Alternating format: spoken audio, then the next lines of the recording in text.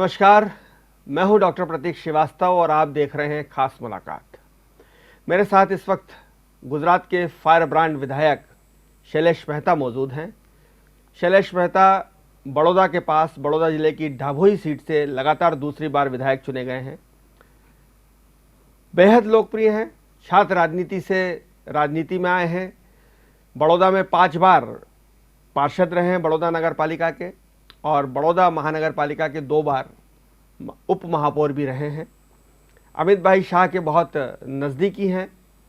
अपने बयानों को लेकर, अपनी कार्यप्रणाली को लेकर हमेशा चर्चा में बने रहते हैं। तीखे इतने हैं कि खुलेआम कहते हैं कि मुझे दाढ़ी टोपी वालों के वोट नहीं चाहिए। फेसबुक पर घोषणा करते हैं कि जीत तो तय है, अभी तो मैं शांत हूं लेकिन बाद में निशान तय है। तो इस तरह की बयानबाजी को चलते उन्हें डाभोई में बहुत ही पसंद किया जाता है। लेकिन ये बात भी सही है कि उनके राजनीतिक विरोधियों की संख्या भी बहुत है, और दम इतना है कि गुजरात के सबसे लोकप्रिय मुख्यमंत्री रहे चिमन भाई पटेल के बेटे को वो चुनाव हरा चुके हैं। आपका बहुत स्वागत है। Thank you. शैलेश भाई, भारतीय संविधान धर्मनिरपेक्ष ये राष्ट्र, ये राज्य, और इसमें आप खुलेआम कहते हो कि मुझे दाढ़ी टोपी वालों के वोट नहीं चाहिए, ये कौन सा तरीका हुआ? 2017 की बात है वो तो। 22 में तो नहीं बोला कुछ। 22 में तो आपने बोला कि अभी मैं शांत हूं लेकिन मेरा निशान तय है। निशान तय थे, मंजिल तय थे। 2022 जीतना है, अच्छी रीत से जीतना है। डभोई विधानसभा अभी तक कोई भी पार्टी, कोई कैंडिडेट 2 बार कंटिन्यू नहीं जीत सका आज़ादी से आज तक। नहीं, आपने कहा कि मैं डाभोई को दुबई नहीं बनने दूंगा, दुबई दर्भावती बनाऊंगा। दर्भावती ऐतिहासिक नाम है। दर्भावती में जाओ जलाती थी, जैनों की नगरी बोली जाती थी। नेरोज गेज का एशिया का सबसे बड़ा सेंटर भी था। अभी वो सब दुबई निकल कौन चुका है। चाहता था डाभोई को? दुबई डभोई में 70% अल्पसंख्यक है, दाढ़ी टोपी वाले। दाढ़ी टोपी वाले। तो आपने 70% के खिलाफ ही कहा कि मुझे इनके वोट नहीं चाहिए। 30% वोट से चुनाव जीतोगे आप। डभोई नगर की बात है, बाकी तो 198 विलेजेस है दूसरा उसमें, और जीत के बताया भी है। आप बहुत सारी पार्टियों में रहे, समता पार्टी में रहे, जनता दल में रहे, यूनाइटेड जनता दल में रहे, निर्दलीय भी रहे, फिर भाजपा में आने का कैसे मन बना आपका? अगर बड़े पॉलिटिक्स में जाना है, पार्षद बनना अलग बात है, विधायक बनना अलग बात है। 87 में आप पार्षद बने, सबसे कम उम्र के। 87 में बना, 95 में बना, 2000 में बना, 2010 में बना, 2015 में बना, और 17 में विधायक बने। 17 में विधायक और पार्षद दोनों रहा। पार्षद बड़ौदा सिटी का था, डिस्ट्रिक्ट से विधायक बना। और ये सब बातें, जब मेरा सीधा सा गोल होता है कि चुनाव जीतना है, चुनाव जीतने के लिए जो करना पड़ता है, जो बोलना पड़े हिंदू वोट के ध्रुवीकरण के लिए आपने कहा कि दाढ़ी टोपी वालों के वोट नहीं। मैं ब्राह्मण हूँ। अखिल भारतीय नहीं, आप तो विश्व स्तरीय ब्राह्मण संस्था के अध्यक्ष हैं। ब्राह्मण हूँ, हिंदू समाज का मुखी ब्राह्मण है। ब्राह्मण नहीं बोलेगा तो कौन बोलेगा? ब्राह्मण अगर हिंदुत्व के लिए नहीं बोलेगा तो कौन बोलेगा? ब्राह्मण हूँ। ये जो भाजपा की स्टाइल है ना, पोलराइजेशन करने की, ध्रुवीकरण करने की, ये गुजरात में चल सकती है, मध्य प्रदेश में नहीं चलेगी? सभी जगह चल सकती है, क्यों नहीं चल सकती? अभी आपके इंदौर में क्या परिस्थिति है? जो अभी ड्रग्स के मामले सबसे ज्यादा इंदौर में है, नशा। पर सरकार भी तो आप ही की है, 17 साल 18 साल से एक ही मुख्यमंत्री है। कौन ये धंधा कर रहे हैं इंदौर में? आपको भी पता है, जो 2 नंबर के बिजनेस है, ड्रग्स के व्यापार है। पर सरकार आपकी रोकती क्यों नहीं है? सरकार आपकी, मुख्यमंत्री आपका रोकती क्यों नहीं लेंगे? मैंने तो सुना है रोहिंग्या मुस्लिम भी अभी इंदौर में आ रहे हैं। बांग्लादेशी वो भी इंदौर में। उसको रोकने की जिम्मेदारी हम लोगों की है कि नहीं? इंदौर की संस्कृति मिटाने की बात, इंदौर की संस्कारिता मिटाने की बात चल रही हो। अगर कोई नहीं बोलेगा तो क्या होगा इंदौर का? इंदौर की पब्लिक को जागरूक होने की ज़रूरत है। और मुझे इंदौर एक की जिम्मेदारी दी गई है। 7 दिन मुझे यहाँ पार्टी ने भेजा है। क्या महसूस हुआ आपको इंदौर विधानसभा एक में, क्या माहौल है आपको? इंदौर एक की सीट ये वक्त कम से कम 80,000 से भाजपा का कोई भी प्रत्याशी होगा जीतेगा। तो आपने तो 7 दिन सर्वे किया, कौन कौन प्रत्याशी हो सकते हैं? प्रत्याशी कोई भी होगा, हम रिपोर्ट, कॉन्फिडेंशियल रिपोर्ट हमें पार्टी हाईकमान को देनी है। आपको यहाँ तो बोल नहीं सकते हम। नहीं, मुझे ये पता चला कि जो पिछली बार के उम्मीदवार थे सुदर्शन गुप्ता, उनका काफ़ी विरोध हुआ, कहा गया कि ये नहीं चलेंगे, इनके अलावा किसी को भी दे देगा चल जाए, जीत जाएगी पार्टी लोकसभा में 1,05,000 जीती है, 21,000 से मेयर का चुनाव में जीती है, लेकिन ये नहीं चलेंगे, ऐसा भाजपा का कार्यकर्ता ने कहा। पार्षद का चुनाव की बात अलग होती है, विधायक के चुनाव के वक्त लोगों की मेंटालिटी अलग होती है और लोकसभा में भी अलग होती है। और पार्टी के परिवार, भाजपा एक परिवार में मतभेद होते हैं, खुलेआम चर्चा होनी ही चाहिए। विरोध है, विरोध भी बता सकते हैं, जो फेवर करते हो फेवर वाले भी बोले, ऐसा नहीं है सिर्फ विरोध करने वाले ही आए। ज़्यादा कौन थे? फेवर करने वाले थे उनका या विरोध करने वाले ज़्यादा थे उनके? सुदर्शन जी का विरोध करने वाले ज़्यादा थे या फेवर करने वो वाले? मैं आपको यहाँ नहीं बता सकता। थोड़ा सा क्लू दे दे, इशारा कर दे। क्लू हम यहाँ नहीं दे सकते, हमको जो कुछ क्लू देना है पार्टी हाईकमान को देंगे।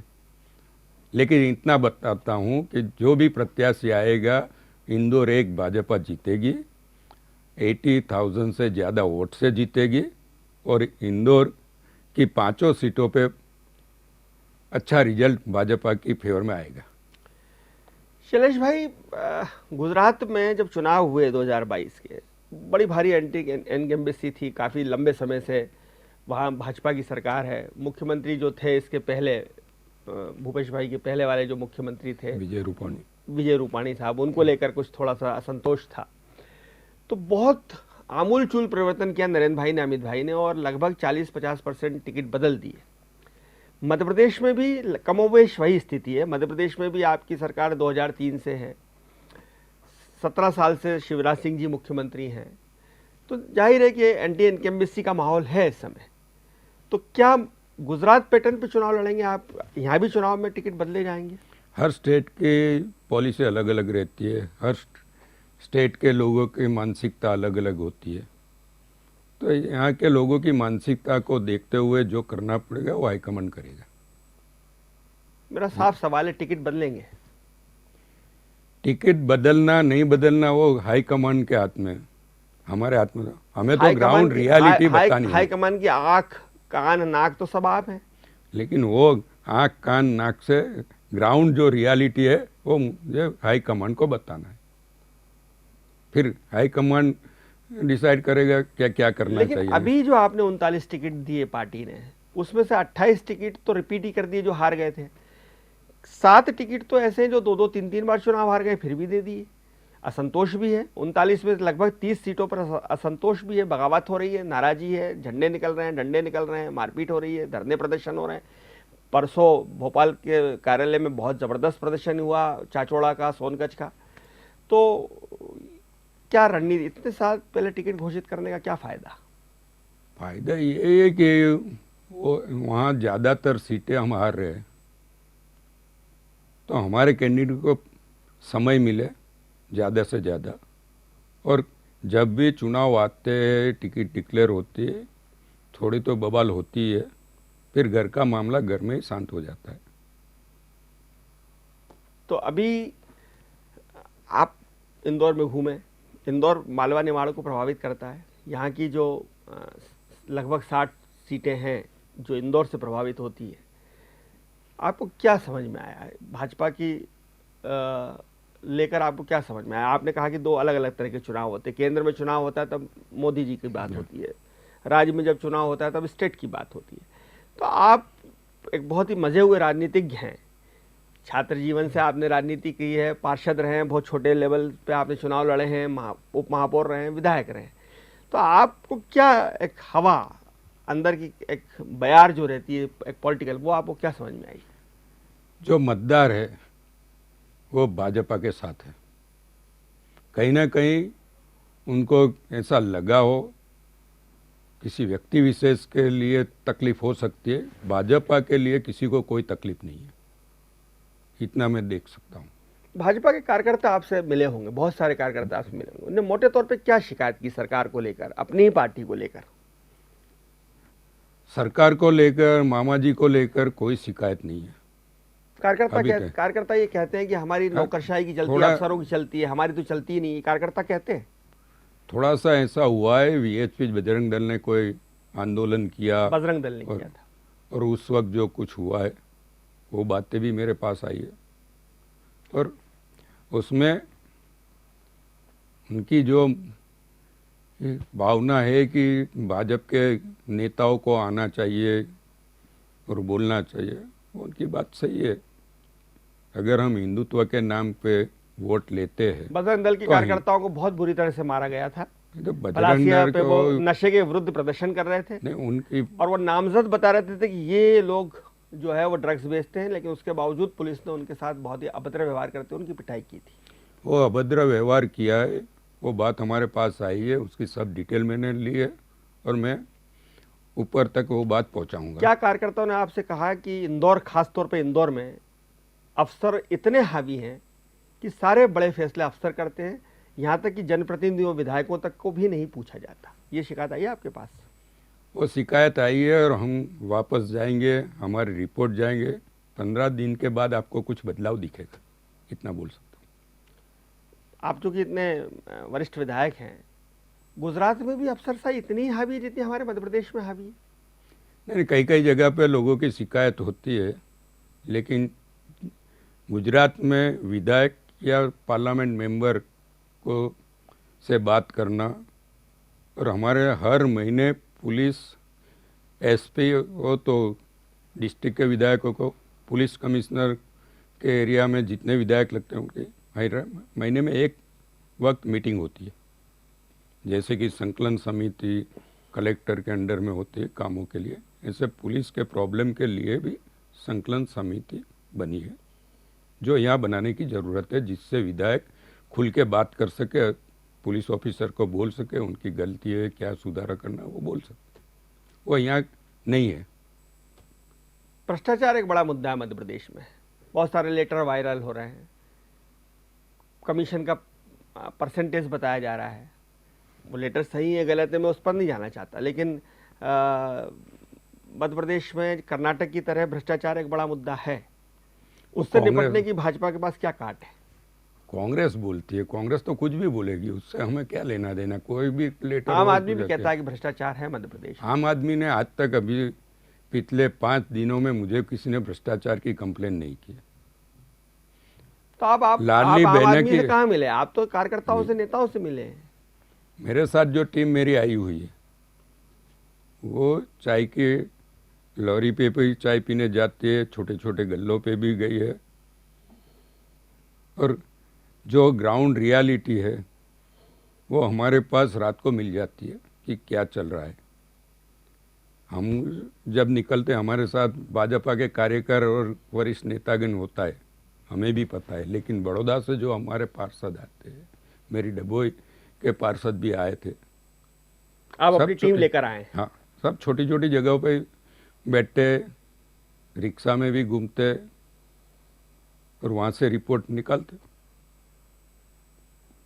मध्य प्रदेश का चुनाव जीतना भाजपा के लिए कितना जरूरी हो कि आप हिमाचल हार गए, कर्नाटक हार गए, पंजाब हार गए? 2024 प्रदेश का चुनाव बहुत महत्वपूर्ण है हमारे लिए। ऐसे तो 5 स्टेट का चुनाव भाजपा के लिए बहुत महत्वपूर्ण है, लेकिन ये 5 स्टेट में मध्य प्रदेश सबसे बड़ा स्टेट है।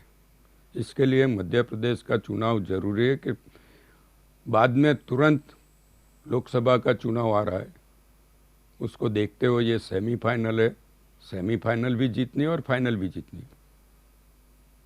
फाइनल में क्या स्थिति बनेगी? अब तो बहुत सारे दल मोदी के खिलाफ इकट्ठे हो गए हैं। जब आदमी मजबूत होता है तब सब सामने वाले इकट्ठे होते हैं। एक जमाना था कांग्रेस के सामने सब इकट्ठे होते थे, तो पता चलता है कि मोदी बहुत मजबूत हो चुके हैं, इतने इकट्ठे हो गए भी मोदी का कुछ बिगाड़ नहीं सकते। भाजपा फिर से तीसरी बार सरकार बनाने जा रही है, पूर्ण बहुमत से सरकार बनाने जा आप रही ये रिपोर्ट में भी कहेंगे कि जो महंगाई है, देश में सबसे ज़्यादा महंगा पेट्रोल मध्य प्रदेश में बिकता है, महंगाई से जनता बहुत परेशान है। गैस की टंकी जो कांग्रेस के शासन में 550 रुपये में आती थी, आज 1100 रुपये में आ रही है। सब्जियां बहुत महंगी हैं, रसोई का खर्चा कम से कम जो है वो 53% बढ़ गया है। क्या ये आपकी रिपोर्ट में मुद्दा होगा, महंगाई की वजह से जनता परेशान है? तो ये हमारी टीम ने हमारे समक्ष लाया, लेकिन भाजपा के किसी कार्यकर, किसी नेता ने हमें ये नहीं बताया कि इतनी महंगाई है। लेकिन मैंने निकला, मैंने देखा 108 रुपये लीटर पेट्रोल मिल रहा है यहाँ पर। गुजरात में क्या मिलता है? 96। तो हम तो आप कह ही सकते हैं कि ये नहीं, वो पेट्रोल से दिखता जनता है क्योंकि परेशान है। मैं पेट्रोल पंप का प्रोपराइटर भी हूँ, अच्छा, पेट्रोल पंप भी चलाता हूँ, तो मुझे पता है, रास्ते में दिखता है कि भाई हमारे से यहाँ इतना महंगा क्यों है। लेकिन लोगों ने कंप्लेन नहीं की। नितिन गडकरी साहब ने एक पत्र लिखा था मध्य प्रदेश के चीफ सेक्रेटरी के लिए कि मेरे महाराष्ट्र से जो ट्रक आते हैं उनसे 2000 रुपये से लेकर 10,000 रुपये तक की अवैध वसूली की जाती है। ये भ्रष्टाचार का ही एक तरफ उन्होंने इशारा किया था, कुछ नहीं हुआ। वो हमारे नॉलेज में नहीं है, वो बड़े नेता है हमारे गडकरी जी, उसके लिए तो हम कुछ नहीं बोल सकते। तो आप अपनी रिपोर्ट जो बनाएंगे, पॉलिटिकल रिपोर्ट, उसमें क्या भविष्य में मध्य प्रदेश के क्या चुनावी मुद्दे हो सकते हैं उनकी तरफ इशारा करेंगे? ये कॉन्फिडेंशियल रिपोर्ट होती है, वो नहीं, मैं तो कॉन्फिडेंशियल ही रखते हैं। पूछ रहा हूँ। ये उसका रिपोर्ट अभी मैं कुछ भी मुद्दे बता दूंगा तो उसका रिपोर्ट का कोई वो महत्व नहीं रहेगा। लेकिन मैंने आपको बोला कि हम रिपोर्ट भेजेंगे, बाद में 15 दिन में जो शिकायत है उसके ऊपर मध्य विचार प्रदेश किए में जाएंगे। जब सरकारी नौकरियां खुलती हैं तो उसमें भ्रष्टाचार का बड़ा मुद्दा बन जाता है, गड़बड़ियों का बड़ा मुद्दा बन जाता है, कभी व्यापम का बड़ा मुद्दा बनता है। अभी हमारे यहाँ मध्य प्रदेश में हाल ही में पटवारी की परीक्षा हुई, एक ही सेंटर से जो है वो 7 लोग मेरिट में आ गए, बड़ा खुलासा हुआ, पटवारी की परीक्षा मुख्यमंत्री जी को रोकना पड़ी। तो युवाओं में इस बात को लेकर आक्रोश है, बहुत ज़बरदस्त प्रदर्शन यहाँ पूरे डिस्ट्रिक्ट सारे 52 जिलों में युवाओं ने किया इस पटवारी पद्धति परीक्षा में। इस तरह के घोटाले से क्या भारतीय जनता पार्टी की छवि खराब होती है? भारतीय जनता सरकार की छवि खराब नहीं हो उसके लिए तो एग्जाम रोकी गई, भर्तियां रोकी गई। पर ये घोटाला होना ही नहीं चाहिए था, उसको तब क्यों नहीं रोका गया कि ये घोटाला होता ही नहीं, गड़बड़ होती ही नहीं? घोटाला सरकार तो नहीं करती है, कोई अधिकारी करता है, सरकार थोड़ी करती है। वो अधिकारी सरकार के अधीन काम करता है, उस पर वो नियंत्रण क्यों अधीन नहीं? के सरकार को पूछ के तो अधिकारी घोटाला नहीं करता है। जब बात आती है तो एक्शन लिया जाता है, जब तक बात नहीं आएगी तब तक एक्शन कैसे लेंगे? जो अभी आप जिस विधानसभा क्षेत्र 1 में थे, वहाँ के जो विधायक हैं कांग्रेस के, उनके पिताजी भारतीय जनता पार्टी में थे, वो भी संजय शुक्ला भी एक ज़माने में भारतीय जनता पार्टी में थे। बीच बीच में ये चर्चा चलती रहती है कि कांग्रेस के कुछ विधायक, इंदौर के 2 विधायकों को लेकर चर्चा चलती रहती है कि वो कभी भी एन चुनाव के पहले भारतीय जनता पार्टी में आ सकते हैं। और संजय शुक्ला जी के लिए भी ये चर्चा चलती रहती है कि वो शायद एन चुनाव के पहले भारतीय जनता पार्टी कुछ ऐसा जादू दिखाएगी कि शायद संजय शुक्ला शायद भारतीय जनता पार्टी में आ जाए। तो क्या आप इस योजना पर भी आपकी पार्टी काम कर रही है कि कुछ कांग्रेस के बड़े नेताओं को तोड़ के ले आया जाए? वो हाईकमांड का डिसीजन होता है, वो हमारा डिसीजन नहीं होता है, वो हाईकमांड डिसाइड करती है, तो उसके बारे में तो हम नहीं कह सकते। विधानसभा क्षेत्र क्रमांक 1 के कार्यकर्ताओं ने सबसे ज़्यादा जो मांग की, उन्होंने कहा कि रमेश मेंदोला जी को टिकट दे दीजिए, जो विधानसभा क्षेत्र क्रमांक 2 के विधायक हैं। जो सर्वे हुआ उसमें 1 नंबर विधानसभा क्षेत्र के कार्यकर्ताओं ने, ज़्यादातर कार्यकर्ताओं ने रमेश मेंदोला की मांग की। ये बात आपकी इन्फॉर्मेशन गलत है। एक भी कार्यकर्ता ने ये नाम नहीं दिया है मेरे पास, मेरे सामने तो नहीं दिया है, मैं आपके कैमरे के सामने बोल रहा हूँ।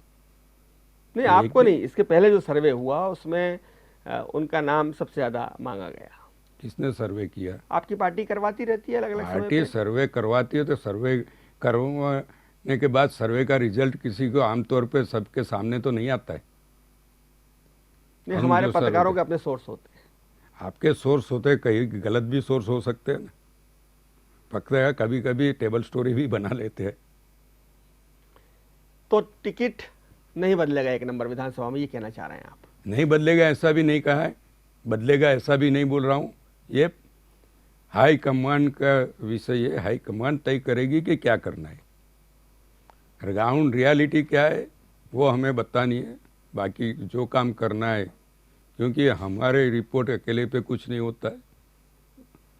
आईबी भी रिपोर्ट करती है, दूसरी प्राइवेट एजेंसियां भी सर्वे करती है, बहुत लोग सर्वे करते हैं, बाद में सब डिसाइड होता है। मध्य प्रदेश में एक चर्चा चलती रहती है। मध्य प्रदेश में अक्सर लोग बात करते हैं कि ज्योतिरादित्य सिंधिया जो ग्वालियर रियासत के राजा हैं, आपके बड़ौदा के दामाद हैं, सनील नायक बड़ौदा महाराज के, वो भाजपा में आए, उसके पीछे बड़ौदा महाराज और मोदी की नज़दीक एक बहुत बड़ा कारण थी।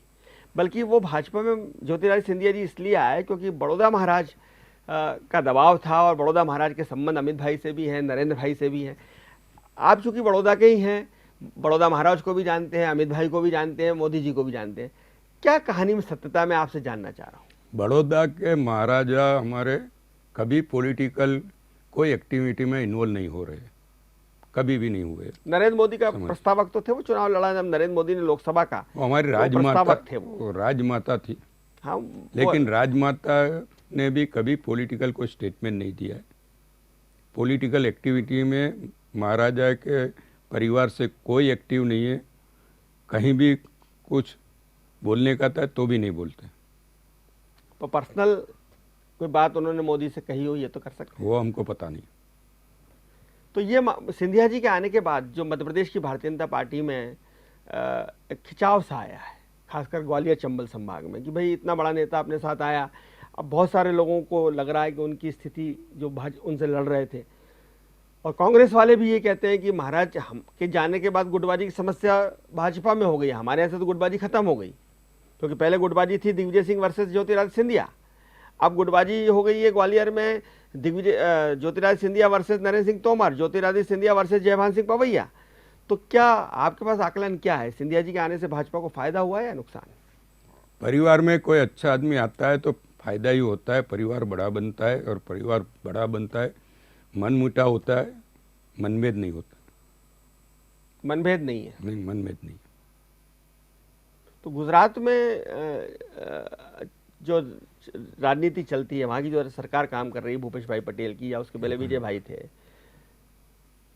नरेंद्र भाई और अमित भाई का कितना दखल रहता है? क्या वहाँ के मुख्यमंत्री कठपुतली हैं या अपने आप पे निर्णय ले पाते हैं वो? मोदी साहब का या अमित भाई का कोई दखल गुजरात के मुख्यमंत्री के काम में नहीं रहा। मुख्यमंत्री खुद ही डिसीजन लेते हैं, और मुख्यमंत्री अनुभवी है। एक ही बार के विधायक के 2 बार, दूसरी बार बने। अहमदाबाद नगर पालिका एक स्टैंडिंग कमेटी के चेयरमैन रहे, ओड़ा के चेयरमैन रहे, बाद में विधायक बने, तो उनको एक्सपीरियंस तो है अधिकारियों से काम लेने का, क्या करने का, सभी एक्सपीरियंस है।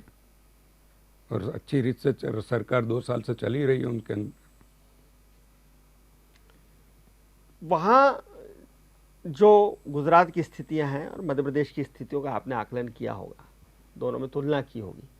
निश्चित रूप से गुजरात में भारतीय जनता पार्टी बहुत स्ट्रांग है, बहुत मजबूत है, और वो हिंदुत्व की प्रयोगशाला है। मध्य प्रदेश हिंदुत्व की प्रयोगशाला नहीं है। क्या मध्य प्रदेश को भी हिंदुत्व की प्रयोगशाला बनाया जाएगा? मैंने पहले ही बोला कि हर प्रदेश की मानसिकता अलग अलग होती है। मध्य प्रदेश के लोगों की मानसिकता वो भी भाजपा को पता है।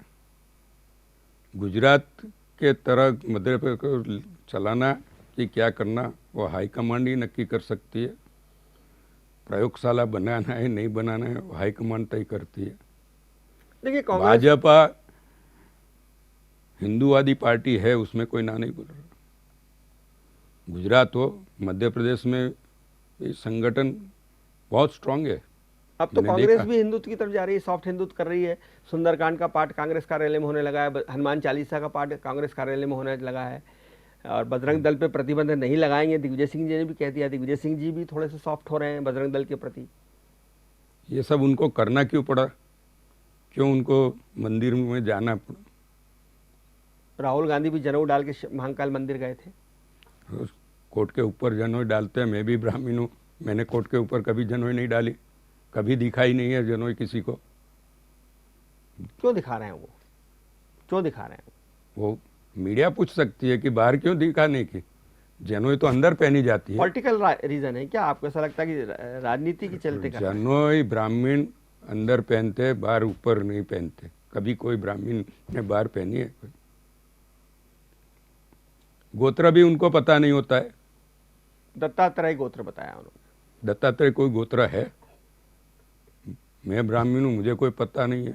मैं तो राष्ट्रीय ब्राह्मण समाज अब में तो उपाध्यक्ष भी हूँ, अंतर्राष्ट्रीय ब्राह्मण सभा के भी लेकिन अध्यक्ष हैं। मुझे कोई पता नहीं कि दत्तात्रेय कोई गोत्र है ऐसा।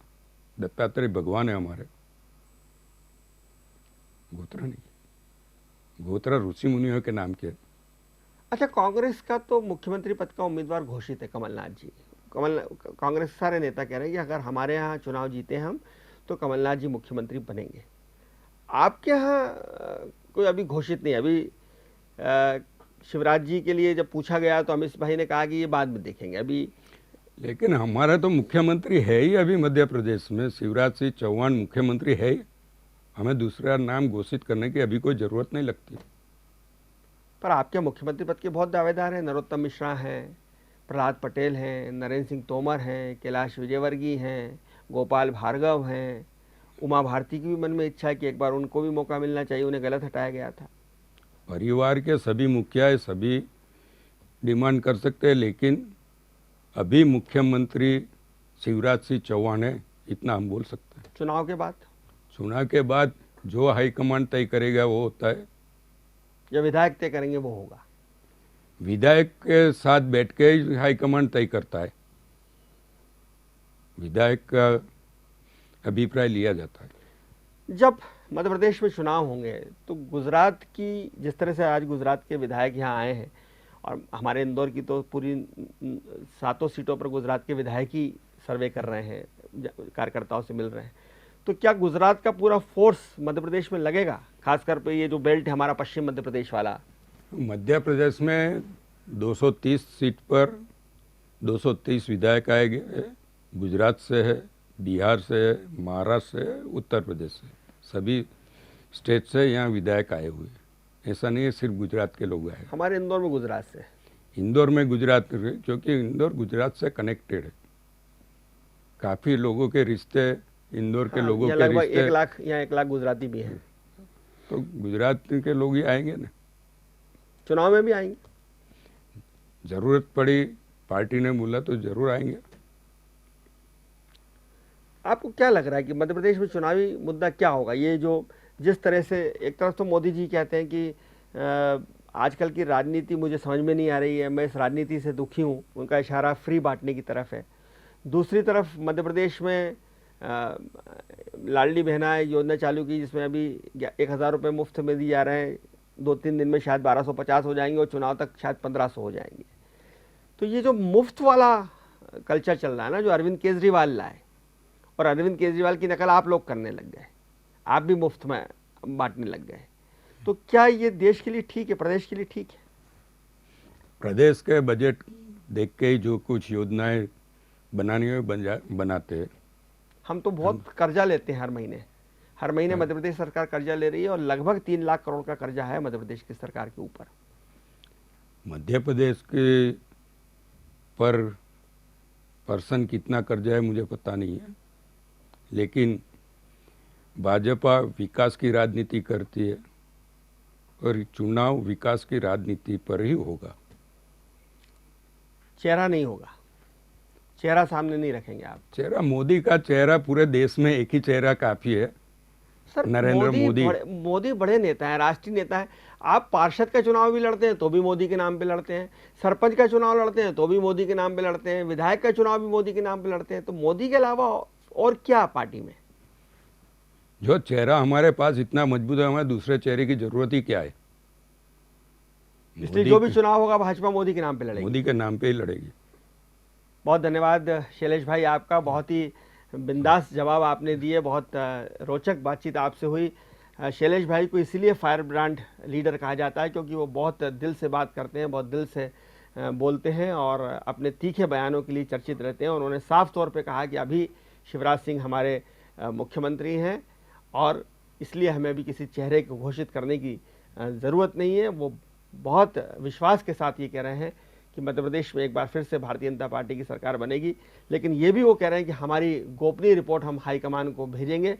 उन्होंने अपनी रिपोर्ट का बिल्कुल भी खुलासा नहीं किया, खुलासा करना तो दूर कहीं, कोई इशारा भी नहीं दिया है। लेकिन शैलेश भाई और शैलेश भाई के साथ जो 229 विधायक मध्य प्रदेश में आए हैं, उनकी रिपोर्ट पर यह तय करेगा कि विधानसभा में किसको टिकट मिलेगा या किसको टिकट नहीं मिलेगा, क्योंकि शैलेश भाई और उनके 229 साथी हाईकमान के आँख, नाक और कान है। देखते रहिए डीजीएनए न्यूज़, खबरों का सिलसिला जारी है, जारी रहेगा। नमस्कार।